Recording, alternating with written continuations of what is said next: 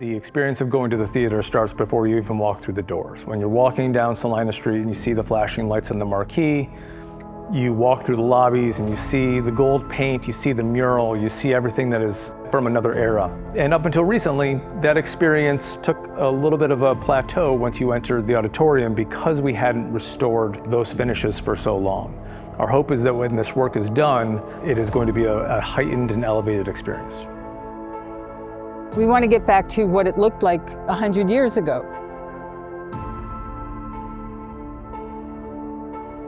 Currently, we're restoring the auditorium for the first time in history, so that we're restoring finishes that were originally applied 97 years ago by the Rambusch companies. They were the interior design firm working for Thomas Lamb, the architect. And we are restoring those finishes. This stretch of downtown used to host 5 different historic movie palaces. We're the last one remaining. It's a symbol of our resilience too. This was the last one, and the community said that we don't need another parking lot, we don't need another redevelopment, we need a theater like this. What it means to Syracuse is that it is one of the last surviving grand theaters of the era of the 1920s, 30s. It was built with the idea that when people walked in here, there was this opulence that they felt. There's not only a historical significance for this theater, but the whole idea of theater and what it was in those days, a total experience. None of it happens if this isn't a building people want to come to. And so that's what we're trying to do, is maintain this building in a way that makes it a go-to destination for people. In this particular case, this particular project, we're counting largely on the expertise of the decorating company, because ordinarily an architect will direct contractors in what to do in a project. In this case, it's very collaborative, and they have much more knowledge about what they're doing than we do.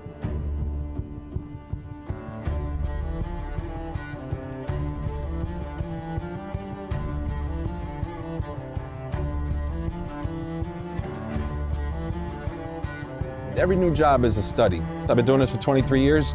It's tough sometimes to describe what everybody's doing until you really see what it is. He's actually plastering some of the stuff that's broken through the years. Above him has already been painted.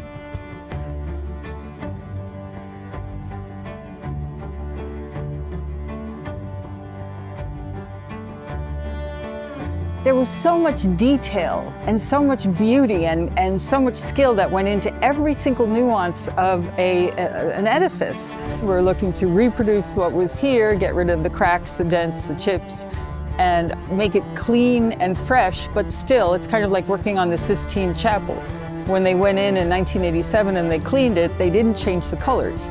You've got to be the detective who gets back to how did they get that extraordinary nuance.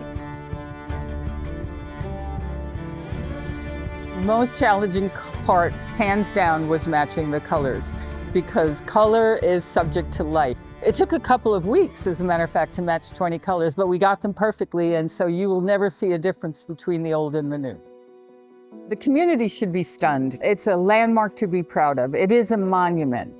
Those of us that work for, that volunteer for this organization, we recognize the responsibility that we have as stewards of this historic property that so many people in our community have affection for. What I always like to say is that my grandmother's generation built this theater. My mother's generation grew up in this theater and saved this theater. And it's up to the generation we're in now to make sure that my daughter, who is now 6, has a beautiful historic theater to enjoy when she is an adult in Syracuse. As I look back 50 years, all the amazing people, including today, our executive director and the board, and all of the people that contributed, it's mind-boggling.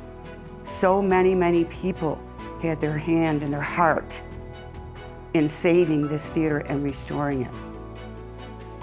This is a phase 1 of the auditorium restoration that ground floor, the orchestra level, the under balcony, that is not going to be complete this fall. Obviously, that's something that we're looking to complete in a subsequent phase. It's something that we're still looking for funding to do. But we're confident that we'll get everything wrapped up by our centennial in 2028. This is meant to be experienced by and enjoyed by the people of Central New York and the people who want to come from far and away. So we want people to understand that this is for them, that this theater is a public theater. It is a theater that we hope makes Central New York a better place to live and makes it a better place to visit. And we hope that that continues for many, many years to come. I hope that when they walk in the auditorium and see the restored auditorium, they'll be excited and ready to support the theater and to continue coming here. This is, in my mind, the heart of historic Syracuse. The auditorium restoration is a once-in-a-century effort. We're making sure that we get it right.